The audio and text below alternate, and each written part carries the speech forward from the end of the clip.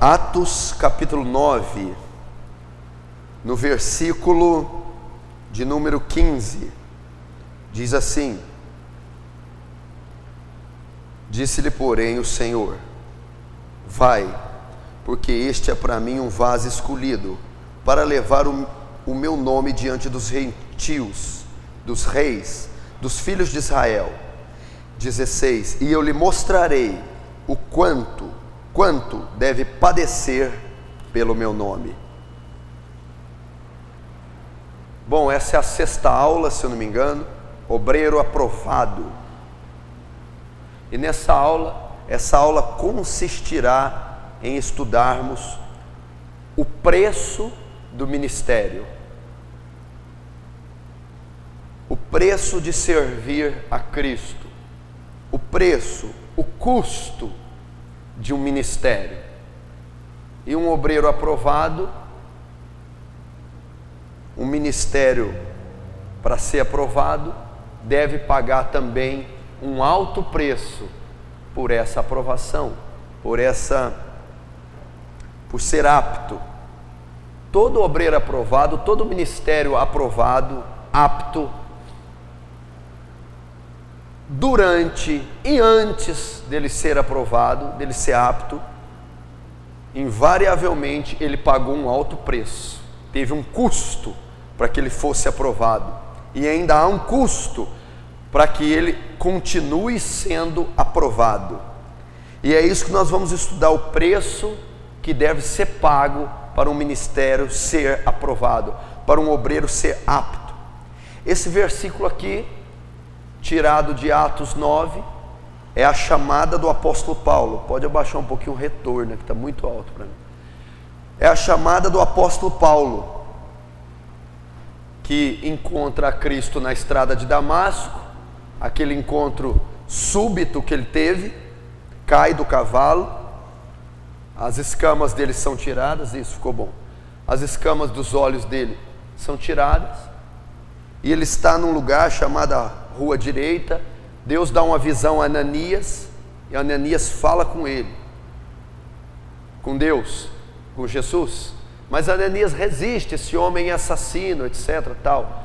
Vai, Ananias, porque este Paulo é um vaso escolhido por mim, para levar o meu nome aos reis, aos gentios e aos judeus. Então, esse capítulo 9 narra a chamada de Paulo ao ministério. E esse versículo 15 e 16 é o Senhor Jesus em visão, falando a Ananias. E ele diz aqui, Paulo, é um vaso escolhido para mim. Vaso é um instrumento escolhido. Eu escolhi a Paulo, eu selecionei a Paulo, eu tirei Paulo dentre os muitos. Ele é um vaso, um instrumento escolhido por mim. Você pode entender isso como esse é um vaso predestinado, eleito, escolhido. Eu escolhi. Isso dá-se a soberania de Deus. Nós não sabemos de que forma completa e absoluta é feito isso, mas o fato é que aqui narra que Paulo foi um vaso, um instrumento escolhido. Para quê? Para levar o meu nome aos gentios, aos judeus e aos reis, para propagar o evangelho, para ser um obreiro da minha seara, para ser um ministro do meu reino, para ser um obreiro aprovado. Pode ir, Ananias, acolhe, recebe, ajuda esse homem, porque ele é um obreiro, ele é um escolhido para ser obreiro aprovado. E o texto também diz: escolhido para levar meu nome diante dos gentios, dos reis e dos judeus. Paulo então pregaria às nações, pregaria o evangelho ao mundo gentílico. Quase sozinho Paulo ergueu, o cristianismo, e fez o evangelho, o cristianismo, ser tido como uma religião mundial, através do apóstolo Paulo. Então ele viria a fazer isso, ele já estava recebendo uma profecia da parte de Cristo.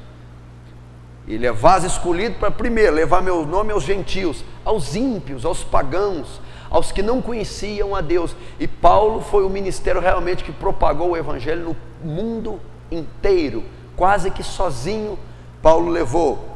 Segundo, aos reis, seria o homem, o principal homem qualificado para esse ofício, para pregar aos reis, aos magistrados, aos governantes. Tanto que no livro de Atos registra Paulo diante de Festo, de Félix, de Agripa, dos magistrados, reis. Então Paulo era um homem apto e também iria pregar a essa classe, essas autoridades. E também diz aqui que ele pregaria aos filhos de Israel, aos judeus que não creram no Cristo. E você nota no livro de Atos várias passagens, Paulo disputando na sinagoga com os judeus a ressurreição, a morte e ressurreição de Cristo, pregando sermãos cristocêntricos.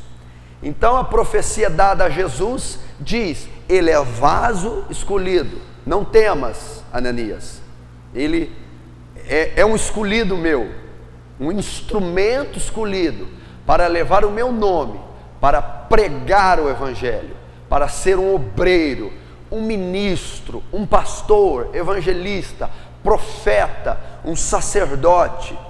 Ele é vaso escolhido para levar o meu nome. A quem? Ao mundo, aos gentios, aos judeus, aos reis, a todas as classes de pessoas.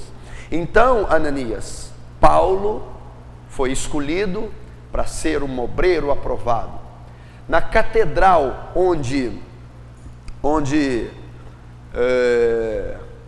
em Roma, onde ergueram ela em cima supostamente do túmulo do apóstolo Paulo, está escrito em latim, eu escrevi aqui, vas electionis, vaso eleito. Então é uma honra para qualquer obreiro ser chamado de vaso eleito, escolhido. E essa catedral em Roma, até hoje, creio eu, tem essas escritas em latim, em homenagem a Paulo, feita sobre o seu túmulo. E no versículo diz a condição do obreiro aprovado, Paulo. Diz assim, a condição para servir. 16, mas eu lhe mostrarei o quanto deverá padecer pelo meu nome. Eu lhe mostrarei o custo dessa eleição. Eu mostrarei o preço que ele deverá pagar por ter sido escolhido. E eu lhe mostrarei o quanto deve padecer pelo meu nome. O quanto o ministério lhe exigirá. O quanto a chamada dele lhe custará.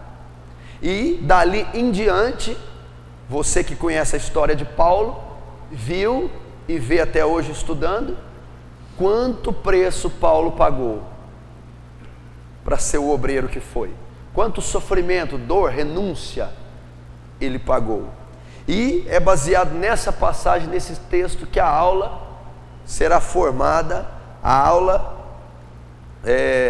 convergirá nesse tema, o preço a ser pago pelo ministério. O preço, o custo que o ministério vai nos exigir. Um ministério de peso não existe sem preço pago. Um ministério aprovado não acontece sem preço pago. Um ministério de êxito não existe sem um preço pago, sem um custo pago. E foi isso que ele preveu para o apóstolo Paulo. Foi isso que ele prenunciou. Olha, Paulo, você foi escolhido, ok, foi eleito, teve uma chamada, irá levar meu nome para propagar o Evangelho de inúmeras formas, com os inúmeros ministérios que tem a igreja, evangelista, pastor, mestre, apóstolo, profeta. Tem o ministério do louvor, da música, do aconselhamento, do apacentamento, do discipulado, enfim, as inúmeras funções da igreja, e todos são qualificados, são nomeados como obreiros, do presidente, do fundador, ao simples ajudante na igreja. Todos são obreiros. E a aula consiste em ser obreiro aprovado. Todo obreiro tem que ser aprovado, está apto para servir. E um obreiro aprovado, para que seja aprovado, deve pagar um preço, deve ter um custo. Então, da mesma forma de Paulo, você foi eleito, foi escolhido para ser um obreiro. Deus já chamou você de alguma forma, ou está chamando. Deus já disse a você, direto ou indiretamente: essa irmã, esse jovem, esse homem, é para mim um vaso escolhido, é para mim um instrumento, é para mim um obreiro. Ele vai servir, e ele levará meu nome, de alguma forma, pela característica que o ministério dele possui. Ele vai anunciar o Evangelho, seja na pregação no púlpito, nas ruas, no louvor, no aconselhamento. Ele já foi chamado, eleito, e ele levará o meu nome aos judeus, aos gentios, aos reis. De alguma forma, de alguma maneira, eles vão me servir. Então você já foi chamado, já executa, está executando, vai executar uma função, assim como Paulo. Só que aí depois Jesus termina dizendo: só que esse ministério, para que ele seja aprovado, Paulo, ou o seu ministério, a sua chamada, para que seja aprovada, para que tenha êxito, terá um custo. Eu mostrarei a ele o quanto ele vai ter que padecer pelo meu nome, ou eu lhe mostrarei o preço que ele terá que pagar para anunciar meu Evangelho, o custo que será para que ele seja um obreiro aprovado. Então é isso, todo ministério aprovado tem um custo. E vamos então para o primeiro passo, o primeiro item, a primeira coisa que vai nos custar um ministério aprovado. Pode anotar aí: perseguições e aflições.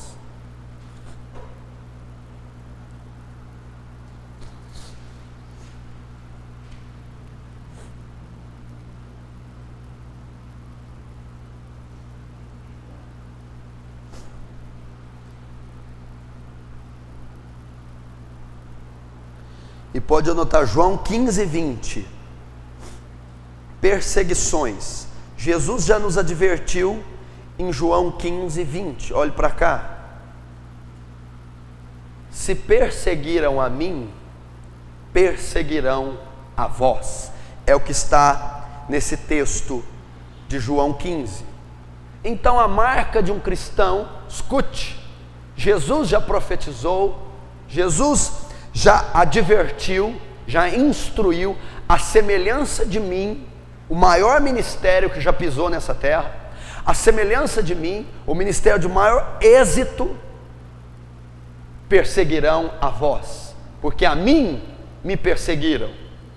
A vida de um obreiro será marcada por perseguições, haverá perseguições, e o próprio Jesus, antes da fundação da igreja, já advertiu: a vida de vocês, se for vivida piamente, se for um ministério de êxito, vai haver perseguições. Mateus 5,10, sempre que eu citar uma referência, for anotar, anote bem rápido. Mateus 5,10 diz assim: bem-aventurados sois vós, quando vos perseguirem, caluniarem, injuriarem, e mentindo disserem todo mal contra vós. Exultai e alegrai, porque grande é o vosso galardão nos céus, pois assim perseguiram os profetas que eram antes de vós. Jesus estava dizendo assim, pois assim perseguiram os profetas que eram antes de vós.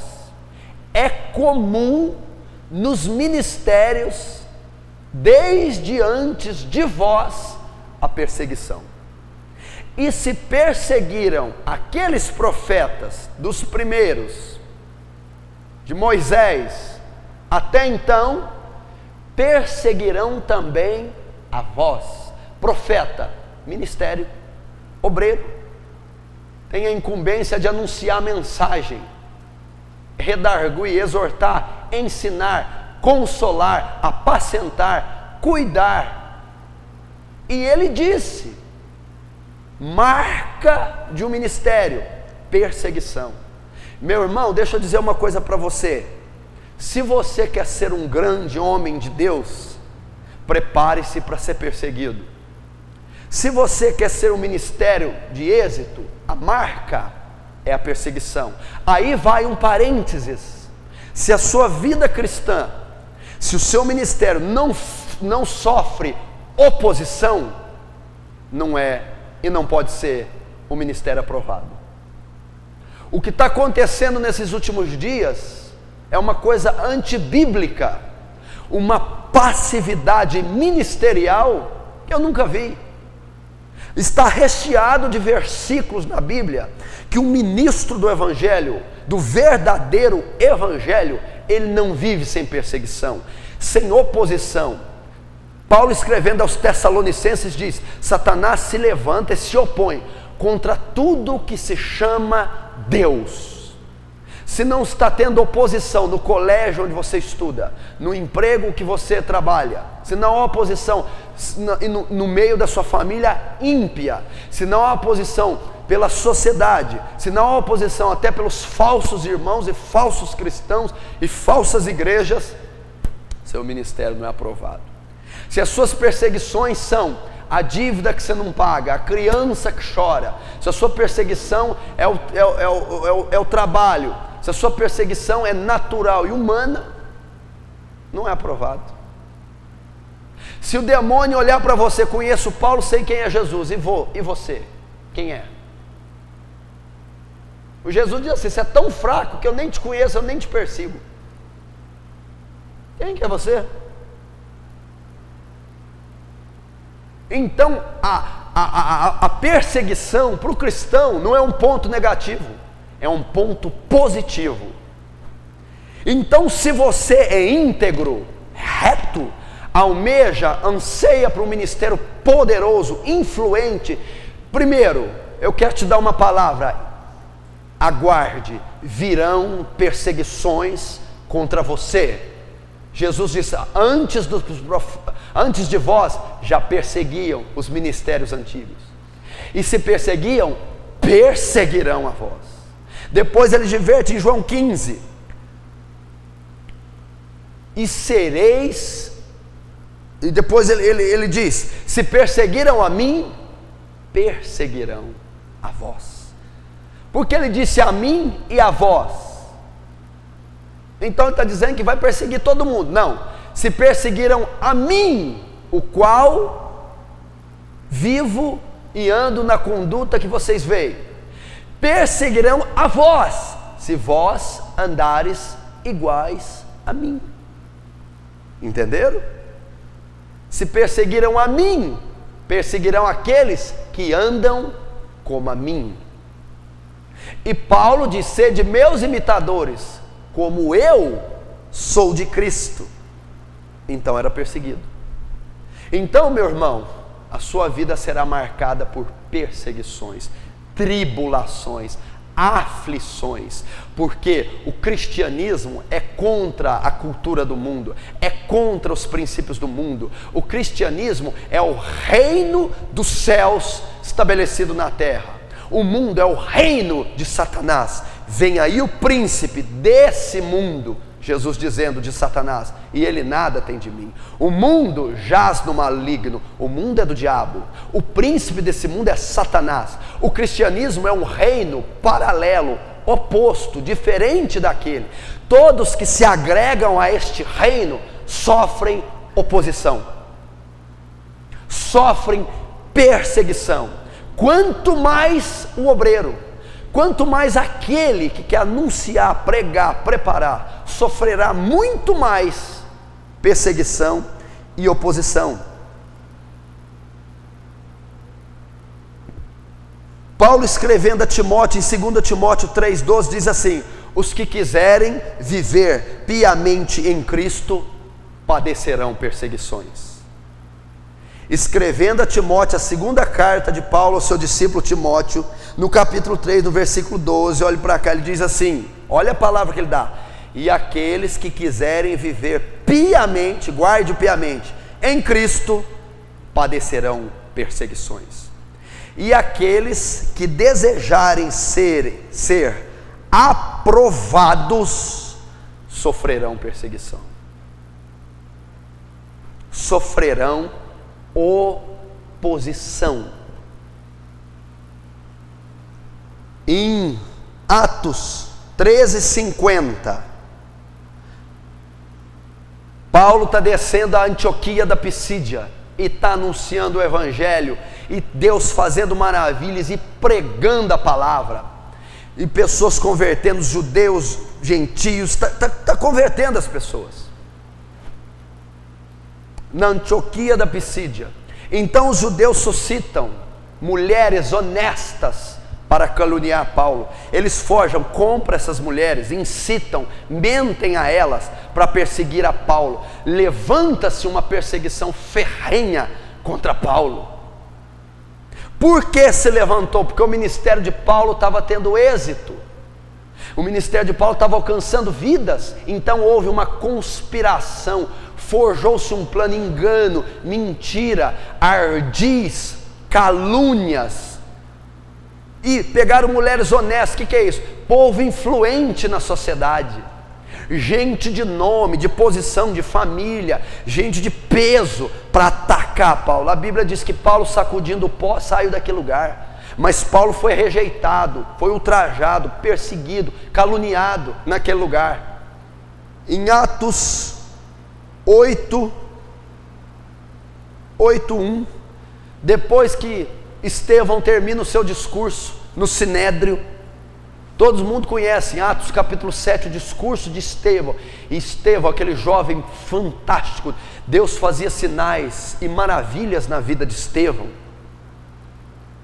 e ganhava almas, pregava a multidões, e estava virando de pernas para o ar. Os judeus, os fariseus mandam pegá-lo, levam o sinédrio, acusam a Estevão, ele começa a pregar. E então o que acontece com Estevão? E eu quero estudar isso depois. É apedrejado e morto. Em Atos 8:1 diz assim: e começou tão grande perseguição sobre a igreja, e todos foram dispersos. Desencadeou uma perseguição tremenda sobre a igreja de Atos.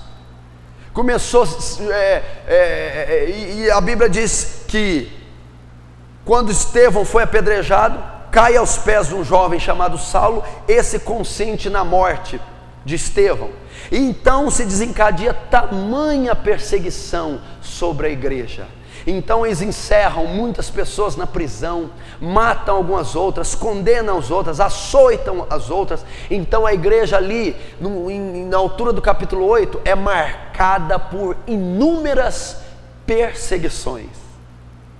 É uma marca então do cristianismo aprovado, as perseguições. No Antigo Testamento isso sucede a mesma coisa.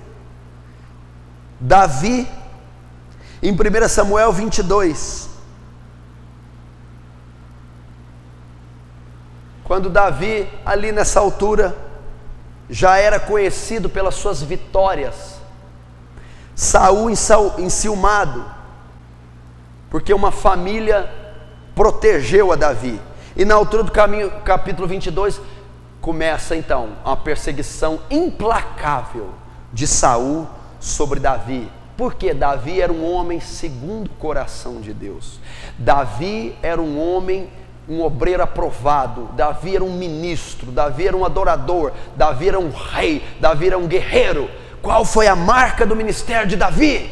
Perseguição. Ele fugiu para o deserto. Ajuntou-se um grupo chamado os Valentes de Davi. Depois fez uma aliança com um certo povo e ficou na cidade de Ziclag, sendo fugitivo e perseguido de Saul, marca dele. Moisés em Números 12, porque tomou uma mulher cuxita ou cucita, como diz de uma outra forma. Araão, Miriam começam a ter inveja e vão perseguir, acusar. E não era nem moralmente, nem legalmente errado Moisés possuir aquela mulher. Porém, por causa da inveja, da comunhão que Moisés tinha com Deus, eles perseguiram, forjaram uma cilada para derrubar Moisés. Está em Números capítulo 12, você pode ler. E Deus vem, defende a Moisés e lança lepra sobre Miriam. Era comum também na vida de Moisés, na vida de Jeremias, Jeremias 37, 38, conspirações, calúnias, mentiras. Jeremias é preso no calabouço, está lá em Jeremias 37, 38. Lucas capítulo 6,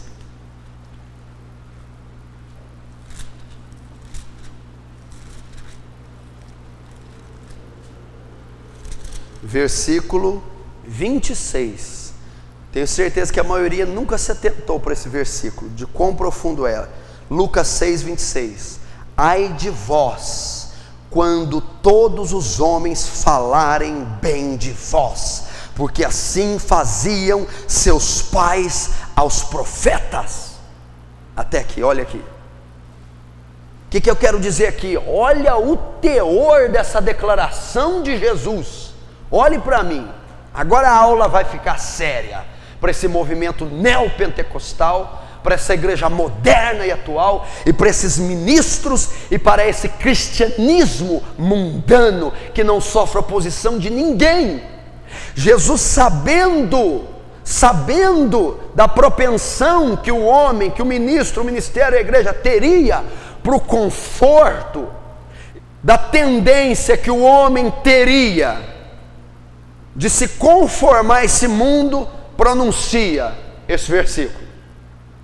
Olha o que ele diz: ai de vós quando todos os homens falarem bem de vós. Ele está dizendo assim: ai de você se o seu ministério não tiver perseguição. Ai de você se a sua vida cristã for passiva. Ai de você se o seu ministério não sofrer oposição da imprensa, da sociedade, da família ímpia, do mundo, do inferno. Ai de você, pobre de você, fraco de você. É isso que ele está dizendo. E o que estamos assistindo hoje, presta atenção, é marca, é característica de um ministério aprovado, de um obreiro aprovado. A característica, o preço pago. Há um preço para ser pago, há um custo para o ministério ser aprovado, e um dos preços é ser perseguido. Sem ser perseguido, eu não sou aprovado. Sem ser perseguido, meu ministério não tem êxito. É marca, é característica, está em toda a palavra. E o que acontece hoje? Ai de vós quando os homens falarem bem de vós. Hoje os políticos estão falando bem dos evangélicos. Hoje os pastores estão tendo alianças com prefeitos, amigáveis, com governadores. Eu não estou dizendo que não podemos ter harmonia, deve-se ter, não deve haver conflito e guerra. Eu estou dizendo que está havendo concordância moral, política, ética, social e até espiritual. Está havendo comunhão. uma passividade. A igreja brasileira não é perseguida. E por que a igreja brasileira não é perseguida? Porque ela é mundana. Por isso que ela não é perseguida. Então eles estão falando bem de alguns cristãos, falando bem de alguns obreiros, falando bem de alguns ministérios. Esse bem que eu estou falando é aliança, é comunhão, é harmonia, é passividade. Não há oposição, não há leis contra o cristianismo, não há perseguição da sociedade, não há perseguição do ímpio. E isso é tido como um avivamento na nação brasileira, um avivamento, um crescimento, um tomar de regiões por parte da igreja. Há uma passividade, e Jesus está dizendo: quando acontecer isso, ai de vós.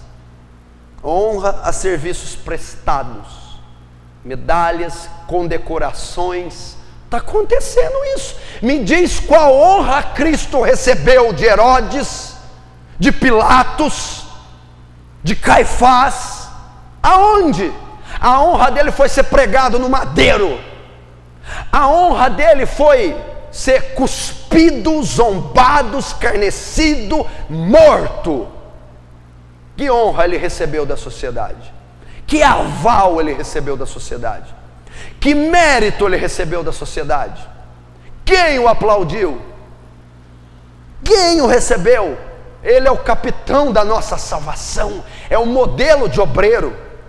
Então ele disse: cuidado quando alguém falar bem de vós, cuidado quando isso se tornar comum, normal, cuidado quando o ímpio, a sociedade, a política, quando as áreas, os ministérios ímpios falarem bem de vós. Então, como eu disse no início, eu quero dar duas palavras para você, jovem ministro, ministro iniciante e ministro que não estava aprovado e agora quer ser aprovado. Espere por perseguições. Não espere dias melhores, pois são os princípios das dores. Quanto mais êxito o seu ministério tiver, quanto mais influência o seu ministério tiver, quanto mais impacto o seu ministério tiver, mais perseguições você terá, maior o número de demônios que se levantarão contra você. Não será fácil. Vai haver oposição, vai haver perseguição na sua família. Mateus 10:45. Portanto, os inimigos do homem serão os da sua casa, pois todo aquele que ama o pai e a mãe mais que a mim não é digno de mim. Vai haver, irmão, se o seu ministério, vida cristã, tiver influência, vai ter oposição de pai, vai ter oposição de mãe, vai ter oposição de filho, vai ter oposição de marido, vai ter oposição. Para você, jovem cristão, vai ter oposição dentro da sua igreja, porque aqueles homens mornos, frios, que não vivem a graça de Deus, se você passar a vivê-la, vão te perseguir. Se você levar muitas almas para Cristo nessa igreja, vão te perseguir. Se o seu sermão começar a ser poderoso, influenciar vidas, vão te perseguir dentro da igreja. Vai haver jogos, vai haver inveja, vai haver calúnias, vai haver difamações, vai haver oposição. Se o seu ministério for influente, impactante, consagrado, vai haver, porque Jesus advertiu: se perseguiram a mim, perseguirão a vós. Primeira, essa palavra. Segundo, você que já exerce, você que já é cristão há algum tempo, por que a sua vida não tem perseguições? Você deveria ficar preocupado depois dessa declaração de Jesus: ai de vós, quando por algum período vocês não tiverem perseguições. Ai de vós se a vida de vocês forem passivas. Ai de vós se não houver oposição na escola onde vocês estudam, no trabalho, na sociedade, entre o ministério de vocês. Ai de vós. E o que eu noto é essa passividade hoje. Pessoas das cristãs normais, ovelhas, aos inúmeros e as inúmeras classes de ministérios, não tem perseguição, não tem oposição. É uma vida tranquila. Comemos, dormimos, trabalhamos e congregamos. Não ocorre nada, nem um pneu de moto fura. Não acontece nada. Não tem o nosso patrão, eles adoram nós. Eles nos adoram. Não há uma oposição, não há uma perseguição, não há aflição, não há nada. E por que não há? Desculpe eu te dizer.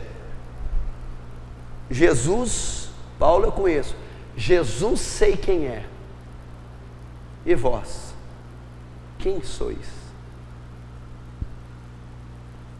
A perseguição só se desencadeia, só se manifesta quando a minha vida cristã pessoal e ministerial tem influência no mundo espiritual. Foi o que o demônio afirmou. Vocês nem perseguidos não são. Não conheço vocês. Vocês não têm expressão no mundo espiritual. A vida de vocês é fraca. A vida de vocês é carnal. Não tem problema nenhum. E isso aqui deve te preocupar, porque Jesus disse para se preocupar. Jesus perseguiu os profetas antes de mim, vão perseguir a vós. Jesus disse, já vos adverto, se perseguirão a mim, perseguirão a vós. Jesus disse, de todos sereis odiados por causa do meu nome. E Jesus ainda disse, tem que acontecer tudo isso para ser correto. E se acontecer o contrário, ai de vós. Isso aqui deve mexer com você. Isso aqui deve tirar seu sono, deve te perturbar. Porque se for para ter um ministério burocrático, politicamente correto, formal, teórico, político, irmão, entregue teu bastão. Devolva o bordão a Eliseu. Como quando Geazi pegou o bordão, vai lá e põe no menino que levanta. Geazi foi lá e não levantou. Por quê? Porque o poder não estava no bordão, estava em quem carregava o bordão. Não era Eliseu que estava com o bordão, era Geazi. Geazi não tinha influência, era um ministério fraco, era um homem fraco. Então foi Eliseu e orou. E aquela pessoa ressuscitou.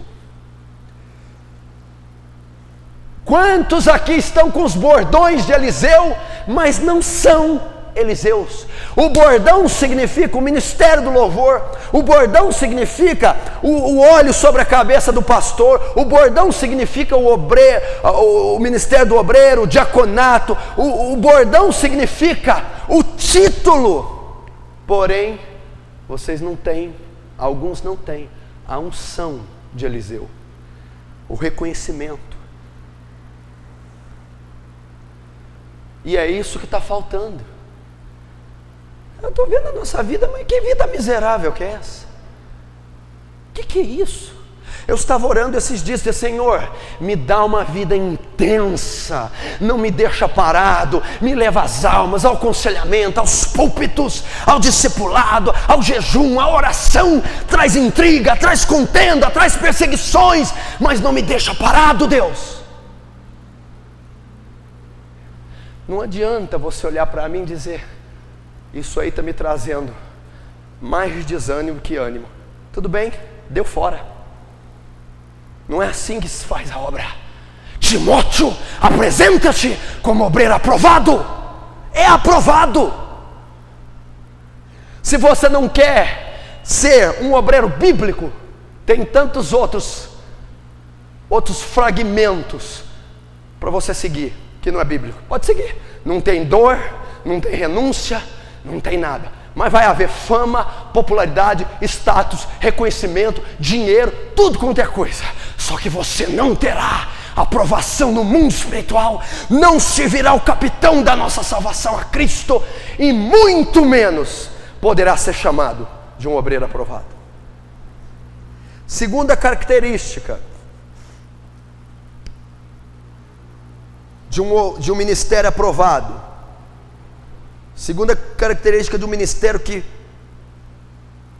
paga preço. Segunda coisa que vai ser exigida: solidão. Pode escrever: solidão. Aprenda a estar só. Todo ministério aprovado todo homem de Deus, todo obreiro de Deus, ele tem que aprender a conviver com o silêncio. Ele não vai poder contar com muitas pessoas porque ele vai ser rejeitado. Ele não vai ter muitos amigos porque eles não professarão sua mesma fé ou ideias. Por causa da perseguição e da oposição que vai se levantar contra ele, pelo ministério dele ser influente, essa oposição muitas vezes será daqueles que estão à sua volta, e aqueles que estavam à sua volta, que eram seus aliados, passarão ou ser seus inimigos ou te deixarem. Paulo escrevendo a Timóteo em 2 Timóteo 4,16, 2 TM 4,16, ele diz assim: no meu primeiro julgamento, ninguém assistiu em minha defesa. Quando Paulo foi julgado na cidade de Roma, ele esperava que pelo menos alguns cristãos de Roma, aos quais ele ganhou, formou, pregou, viessem defendê-lo no seu primeiro julgamento. E ele diz assim: no meu primeiro julgamento, ninguém veio me assistir em minha defesa. Outro versículo diz assim: Demas, Paulo dizendo, me abandonou amando o século presente. E houve uma contenda tão grande entre Paulo e Barnabé que eles se separaram. Paulo, apesar de ter discípulos e ter formado pessoas, era comum no ministério dele estar só. Também está escrito em Atos 28:15, Paulo foi preso, ficou numa prisão domiciliar, e nas tantas outras prisões que Paulo teve, ao ponto de dizer: eu, Paulo, escravo de Cristo. E ele diz assim, escrevendo a Timóteo: Timóteo, não se envergonhe das minhas prisões. Prisão é um lugar que está solitário, prisão domiciliar sozinho, no seu tribunal sozinho. Demas o deixou sozinho, só. Meu irmão, prepare-se para isso, é o custo de um ministério. Primeiro custo é ser perseguido, rejeitado, ultrajado, caluniado, zombado, ridicularizado, humilhado, aflito. Segundo, aprenda a conviver com a solidão. Os grandes homens de Deus estavam sozinhos, mesmo os casados, muito do que o ministério exigia, deixava esses homens sós. Os missionários, os evangelistas, os reformadores, Paulo, Moisés, e o que dizer dos tantos outros que eu vou dizer aqui, Jeremias, João Batista, Elias, estavam só. Você vai ter que aprender. Por quê? Por quê, pastor? Porque um obreiro aprovado, um profeta, um homem de Deus, para ele ser aprovado, para ele ter êxito e influência, ele tem que depender só de Deus. Ele tem que aprender a ser o vaso, o barro na mão do oleiro. Ele tem que aprender e chegar ao ponto que ele não vai poder contar mais com os pais, com o pai, com a mãe, com os irmãos. Vai chegar uma hora que nem com os amigos, nem com os cristãos, nem com a liderança, com ninguém. Paulo estava lá, onde estavam os presbíteros da igreja de Roma, os líderes, os diáconos, os obreiros, qualquer outra pessoa, ninguém assistiu Paulo em sua defesa. Paulo esteve só diante dos seus algozes, no banco dos réus, só. Paulo então, o que ele tinha que fazer? Paulo estava aprendendo, e já tinha aprendido, depender somente de Deus. É o custo de um ministério, é o custo de ser um homem de Deus. Isso vai te custar. O preço a ser pago para um ministério aprovado é solidão. solidão. João Batista, em Mateus 3, do 1 ao 4. E veio João Batista pregando no deserto da Judéia. E este João Batista era vestido de pele de camelos e se alimentava de mel silvestre e gafanhotos. Outro versículo diz: e veio a palavra a João Batista, quando esse habitava e vivia no deserto. Me diz aqui, cita para mim 3 amigos de João Batista. 3. Cita para mim 2 namoradas de João Batista. Cita uma esposa, pelo menos. Cita um comparecimento público, uma festa, um aniversário, João Batista foi. Cita um companheiro de quarto de João Batista. Só. Por que só? Porque os de nascido de mulher, ninguém houve como João Batista. Ninguém teve a proporção, o ímpeto naquele tempo como ele.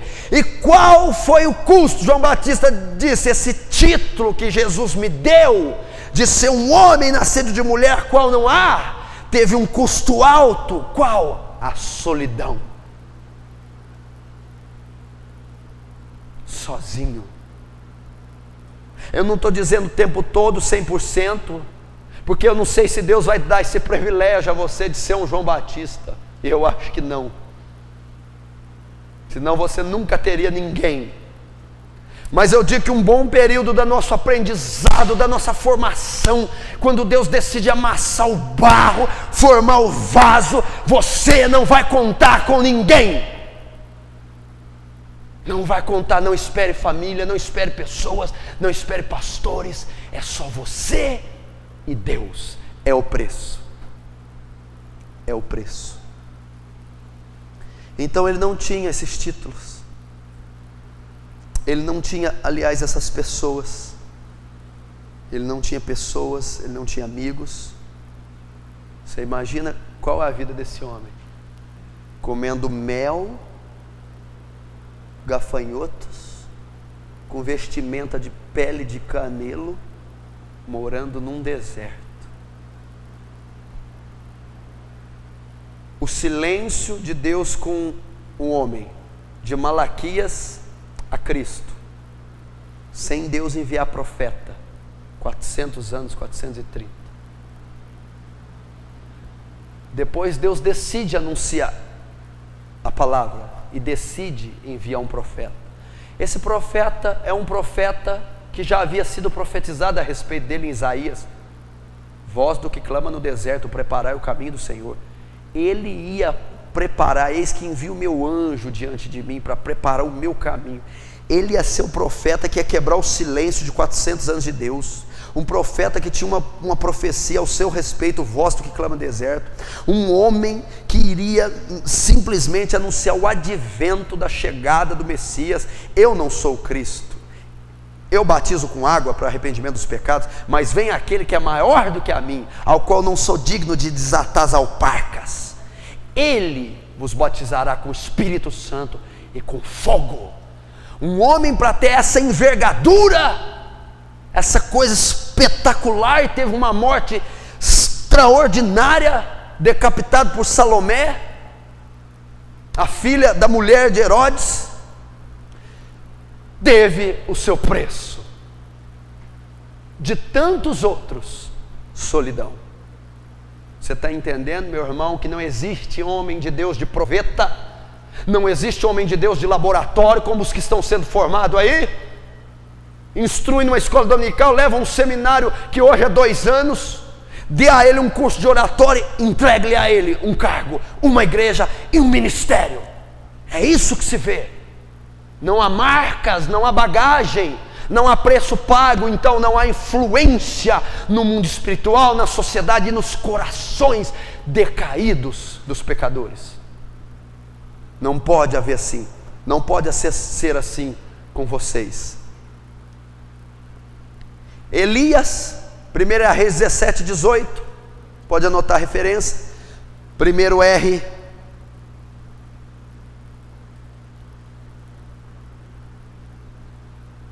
17, 18. E Elias, que é o modelo de João Batista no Antigo Testamento, né? Eu gosto da vida de Elias, ela é interessante. Primeiro ele sai do nada, depois ele vai para lugar nenhum. No capítulo 17, Elias o tisbita. Vai tentar procurar, pega tudo quanto é livro, história, internet, tenta achar de onde saiu. Só há suposições. Não há nada da família de Elias, pai, mãe, irmã, tio, sobrinho. Não encontrei Elias em nenhum álbum de fotografia, de batismo. Não tem nada desse homem. Aí de repente, vai Acabe e envia uma palavra. Segundo a minha palavra, olha o camarada, olha para você aqui, irmão, vem cá, irmãozinho. Vem cá, para você que tem ministério, criança. O cara me chega numa nação inteira. Segundo a minha palavra, não vai chover durante 3 anos e meio. Durante 3 anos e meio não choveu por causa da palavra dele. Depois Deus manda ele vai, Acabe, aparelha o teu carro. Há ruído de abundante chuva. Segundo a minha palavra, agora chova. O que o nosso ministério faz? Que influência ele tem? Se não for para você não se pautar nisso, não, irmão, deixe, não se paute em nada, porque não tem cabimento. Olha só, aí Tiago tem que relembrar a vida de Elias. Foi tão estrondosa que Tiago vai lá e Elias era homem como nós, sujeitos às mesmas paixões. Aí Tiago vai lá e aperta mais. Elias não tinha um negócio especial não, viu? Elias não veio nada encantado com ele não, era sujeito às paixões igual nós. Elias tinha febre, dor de cabeça, dor de barriga, fome, chorava, tinha depressão, igualzinho nós. E orou com fervor pedindo que não chovesse. E 3 anos e meio não choveu. E depois orou novamente pedindo que chovesse. E choveu. Qual o custo? Vai para o ribeiro de Querite. Fica lá. Eu mandarei que os corvos te alimentem. E você bebe água do ribeiro. Elias estava vivendo em cavernas. Sabe quem que eram os amigos dele?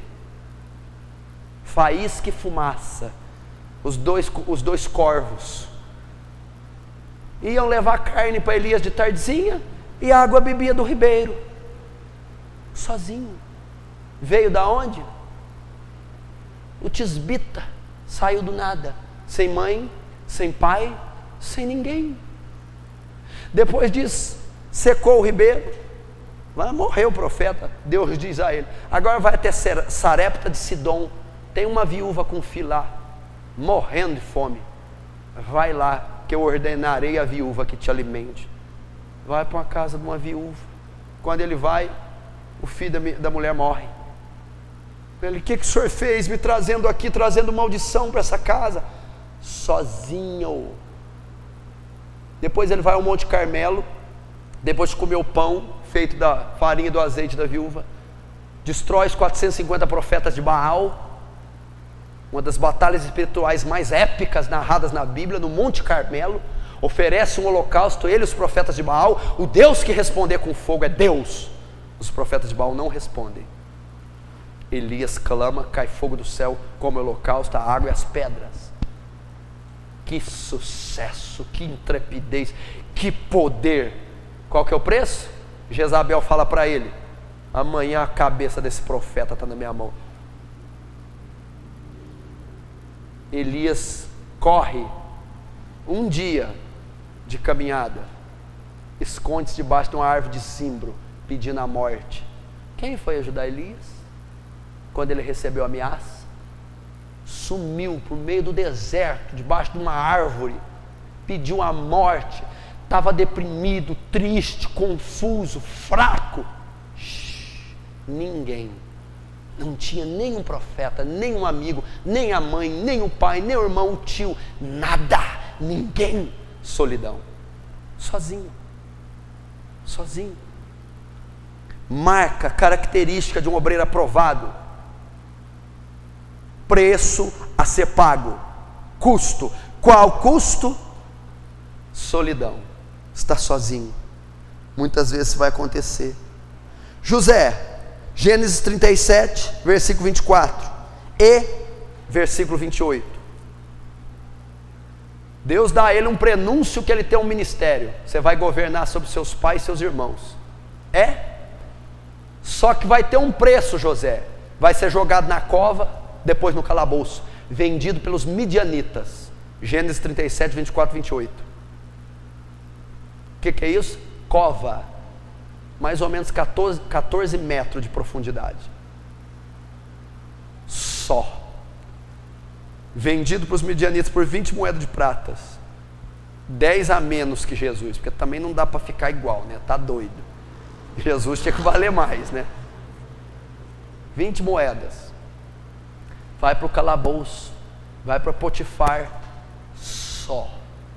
sozinho. Sabe quantos anos? 13 anos. 13. Sozinho. Para quê? Para ser um obreiro aprovado, para ser o segundo depois de Faraó no Egito, para propagar a raça israelita e guardá-la da fome e da peste que viria, para ser um homem fantástico, poderoso, a qual Deus dá um sonho a ele e diz a Faraó: para você dar jeito aí nessa crise econômica que o mundo está passando, você vai ter que pôr um homem graduado para cuidar de tudo isso. Faraó olha para ele: porventura esse homem não é você, ao qual habita o Espírito do Deus vivo? Esse homem não é você, que passou 13 anos na solidão, dependendo de Deus, e agora é aprovado? É você. 13 anos para depender de Deus, 13 anos para não ouvir a voz de ninguém a não ser a de Deus. Solidão, meu irmão. Aprenda a conviver com isso. Lamentações capítulo 3. Uma direção que Jeremias dá aqui para os obreiros. Lamentações 3, versículo 27. Bom é para o homem suportar o jugo na sua mocidade, assentar-se solitário e ficar em silêncio, porquanto Deus o pôs sobre ele. Põe a boca no pó, talvez assim haja esperança. Dê à face o que fere. Farta-se de afronta, porque o Senhor não o rejeitará para sempre. Você pode estudar essa passagem inteira aqui, que vai falar muito com você. Mas vamos nos atentar para o 28. Assentar-se solitário e ficar em silêncio, porquanto Deus que pôs esse jugo sobre você. Então, meu irmão, é bom para o jovem estar só. Faz parte do ministério. É uma das características de um obreiro aprovado, e do preço que ele deve pagar, do custo que vai ter. Solidão. Estar só. Não digo total, mas digo, em dados momentos da nossa vida, você vai ter que aprender a conviver com isso. Bom, eu teria mais 2 itens para abordar, vai ficar para a aula seguinte. E ainda vai haver outras coisas, outros princípios sobre o preço e o custo do ministério. Mas hoje nós podemos ver que Paulo foi um vaso escolhido para levar o nome dele aos gentios. Paulo, um instrumento, um obreiro aprovado, para levar o Evangelho ao mundo. E qual o preço dele ser aprovado e levar o Evangelho ao mundo? E lhe mostrarei o quanto deve pagar, o quanto lhe custará para servir meu nome. Qual o custo? Perseguições, primeiro. Segundo, solidão. Vai haver levantar contra nós, vai haver oposição. Segundo, aprenda a estar sozinho e aprenda a depender de Deus. E para terminar esta solidão, vou dizer algo para você. Tem muita gente que rejeita. Olha só como é que Deus é tremendo. Não ia deixar passar isso. Tem muita gente que rejeita a solidão quando esta é provocada por Deus. Você sabe que está afastando as pessoas, que você está tendo problema de relacionamento, Deus está te deixando só, e você então busca companheiros, sempre liga para algum, chama a gente, nunca quer ficar sozinho. Você está resistindo, rejeitando aquilo que Deus está provocando. Por quê? Porque é um período que Deus selecionou para tratar você, para você aprender a depender só dEle, ouvir a voz só dEle, e Ele não quer contar com mais ninguém, namorada, amigo, esposo, pastor, obreiro, ninguém, nem família. Ele está preparando você, para que você ouça a voz dEle, dependa dEle, seja sensível a Ele, seja preparado, para que lá na frente, você seja um profeta, um homem de Deus, que não depende de fator humano, para exercer seu ministério. Então, se você está vendo que algo está sendo provocado e é pela parte de Deus, irmão, não resista, se submeta. Bom é para o jovem suportar o jugo da sua mocidade, sentar-se solitário, é bom, senta-se, deixe Deus tratar com você. É uma marca do ministério aprovado, é um dos preços a serem pagos pelo ministério. Amém? Está só. Porém, vai um consolo. Você nunca estará só da presença de Deus. Esse é o único que nunca se aparta. Eis que estarei convosco até a consumação dos séculos. Nunca te deixarei, nem te desampararei.